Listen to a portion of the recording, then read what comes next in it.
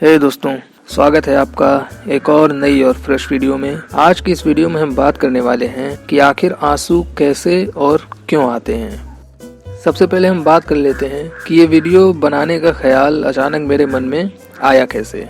लगभग 2 महीने से दिल्ली बॉर्डर पर चल रहे किसान आंदोलन में बीते कुछ दिनों में कई नाटकीय घटनाएं हुई।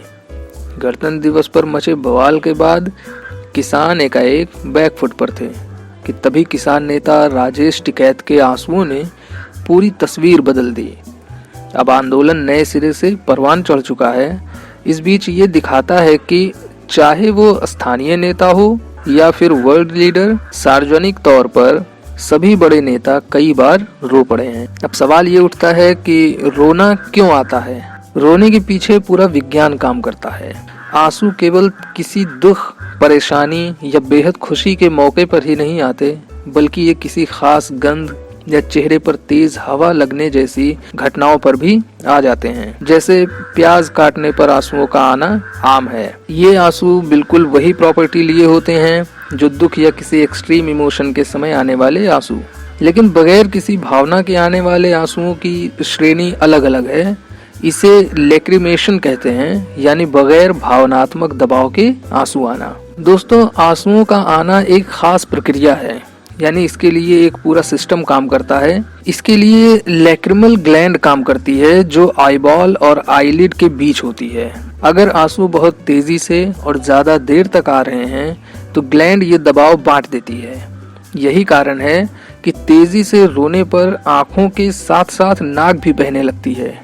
आपने अक्सर देखा होगा कि जब कोई ज़्यादा देर या ज़्यादा तेज़ रोता है तो उसकी नाक भी बहने लगती है। ये भी आंसू ही होते हैं, लेकिन नाक से गुजरने के कारण और म्यूकस के साथ मिल जाने पर ये चिपचिपे लगने लगते हैं।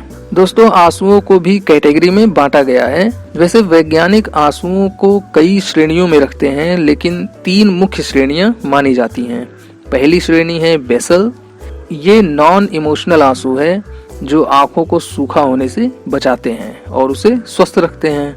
और दूसरी श्रेणी में भी नॉन इमोशनल आंसू ही आते हैं जो किसी खास गंध पर प्रतिक्रिया से आते हैं, जैसे प्याज काटने या फिनाइल जैसी तेज गंध पर आंसू आने लगते हैं। आंसुओं की तीसरी श्रेणी ही वो है जिस पर हमेशा चर्चा होती रही है। इसे क्राइंग आंसू कहते हैं। ये भावनात्मक प्रतिक्रिया के तौर पर आते हैं। ये कैसे काम करता है, चलिए इसे समझते हैं। हमारे मस्तिष्क में एक लिम्बिक सिस्टम होता है। ये वही हिस्सा है जिसमें ब्रेन का हाइपोथैलेमस होता है। ये नर्वस सिस्टम से सीधे संपर्क में रहता है। इसी सिस्टम को न्यूरोट्रांसमीटर संकेत देता है और किसी भावना के एक्सट्रीम पर हम रो पड़ते हैं। ये केवल दुख ही नहीं बल्कि गुस्सा या डर भी हो सकता है। अब प्रश्न ये उठता है कि आखिर हमारा मस्तिष्क किसी खास समय पर रोने को क्यों कहता है। ये नॉन वर्बल संवाद का एक तरीका है जिसमें आंसुओं के जरिए हम बताते हैं कि हमें मदद की जरूरत है। मनोवैज्ञानिक इस बात पर भी लगातार जोर देते रहे हैं कि भावनाओं के उबाल में रोना अच्छा होता है। इससे आंखें ही नहीं बल्कि हमारा मानसिक स्वास्थ्य बेहतर रहता है। अब दोस्तों, जानते हैं कि नॉन वर्बल संवाद क्या होता है।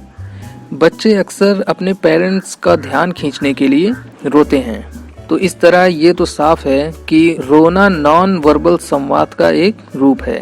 बच्चे ज़्यादा भाषा नहीं जानते तो इस तरह से अपनी ज़रूरतें जताते हैं।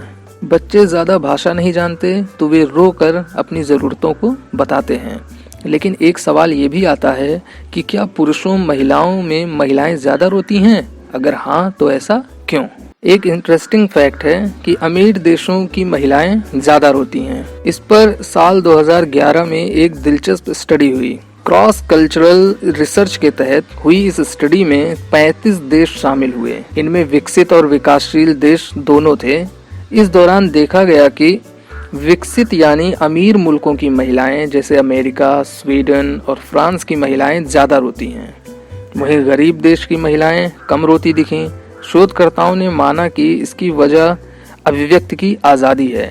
अमीर देशों में महिलाएं बोलने के अलावा संवाद के लिए नॉन वर्बल तरीके भी खुलकर इस्तेमाल करती हैं, जबकि विकासशील देशों में औरतों के पास ये आज़ादी नहीं है। एक फैक्ट ये भी है, कई बार देखा गया है कि दुनिया भर के कई नेता सार्वजनिक तौर पर रोते आए हैं। रोने के साथ एक और बात ये भी है कि अब वर्ल्ड लीडर्स सार्वजनिक तौर पर खुलकर रोने लगे हैं। अमेरिका का व्हाइट हाउस जनता के सामने रो पड़ने वाले लीडरों का गढ़ साबित हो चुका है। भूतपूर्व राष्ट्रपति जॉर्ज डब्ल्यू बुश ने अपने एक इंटरव्यू में माना था कि वे यहाँ आने के बाद से काफी रो चुके हैं। उन्होंने कहा था कि वे इतने आंसू गिरा चुके हैं जो कोई गिन नहीं सकता। यही हाल व्हाइट हाउस के बहुत से लीडरों का है, जैसे पूर्व राष्ट्रपति बराक ओबामा। वे भी कई बार जनता के सामने रो चुके हैं। दोस्तों, नेताओं के रोने को मनोवैज्ञानिक खास अच्छा नहीं मानते। पेंसिल्वेनिया स्टेट यूनिवर्सिटी में मनोवैज्ञानिक की प्रोफेसर एलिशिया ग्रांडे कहती हैं कि हम सभी अपने नेता को आत्मविश्वास से भरा हुआ मजबूत देखना चाहते हैं। ऐसे में जनता के सामने रो पड़ने से उनकी छवि कमजोर इंसान की बन जाती है, जो उन्हीं के लिए बेहतर नहीं है। इसी तरह से दफ्तरों में रोने को काफ़ी बुरी नज़र से देखा जाता है। कोई शख्स काम के दौरान रो पड़े तो उसे अन्य सहकर्मियों से कमज़ोर माना जाता है। तो दोस्तों, बस आज की वीडियो में बस इतना ही। अगर आपको ये वीडियो पसंद आई हो तो इस वीडियो को लाइक करें और हमारे चैनल को सब्सक्राइब करें और वो बेल वाला आइकन ज़रूर दबाएं, ताकि जब भी मैं नई वीडियो अपलोड करूं तो उसकी नोटिफिकेशन आपको सबसे पहले मिले। Thanks for watching. Good day.